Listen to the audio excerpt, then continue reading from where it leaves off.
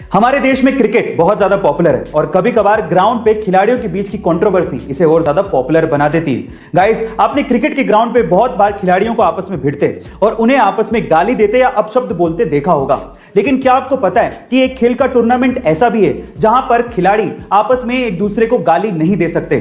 अगर कोई खिलाड़ी गाली देते पकड़ा गया तो उस पर 14 लाख रुपए तक का जुर्माना हो सकता है। गाइस, उस खेल के टूर्नामेंट का नाम है विंबलडन टेनिस टूर्नामेंट। अब मजे की बात यह है कि विंबलडन को खेलने के लिए अलग अलग देशों से अलग अलग भाषाओं के खिलाड़ी आते हैं। इसी वजह से विंबलडन के अंपायर को अलग अलग भाषाओं में गालियां सीखनी पड़ती हैं, जिससे वो किसी भी खिलाड़ी को गाली देते पकड़ सके और उस पर जुर्माना लगा सके। गाइस, क्या इसके पहले तक इंटरेस्टिंग फैक्ट आपको पता था? जब वो पैदा हुआ तो वो अंधा था। आसपास के लोगों ने ये देखकर उसके मां बाप को कहा कि ये तो किसी बोझ से कम नहीं है, इसे तो मार देना चाहिए।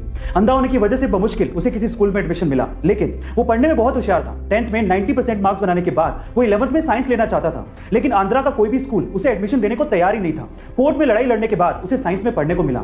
12th में अच्छे मार्क्स बनाने के बाद वो IIT में पढ़ना चाहता था, लेकिन इंडिया की कोई भी IIT उसे एडमिशन देने को तैयार नहीं थी। इसके बाद उसने यूएस की नामी यूनिवर्सिटी MIT में अप्लाई किया और वो इंडिया का पहला ऐसा ब्लाइंड स्टूडेंट बना जिसे MIT यूनिवर्सिटी में एडमिशन मिला। इसके बाद वो चाहता तो अच्छी सैलरी पे वहां पे काम कर सकता था, लेकिन वो इंडिया आया और उसने अपने जैसे लोगों को हेल्प करने की सोची। इसके बाद उसने हैदराबाद में बुलांट इंडस्ट्री की स्थापना की और वहां पर दिव्यांग लोगों को नौकरियां भी दी और उन्हें सम्मान से जीना भी सिखाया। गाइस, जिसे लोग बोझ समझते थे, आज वही लड़का 100 करोड़ की कंपनी का मालिक है और अपने जैसे कई लोगों की जिंदगियां बदल रहा है। उनका नाम है श्रीकांत बोला। गाइस, ऐसे अमेजिंग मोटिवेशनल वीडियोस के लिए शेयर, सब्सक्राइब एंड लाइक। मिलते हैं अगली वीडियो में।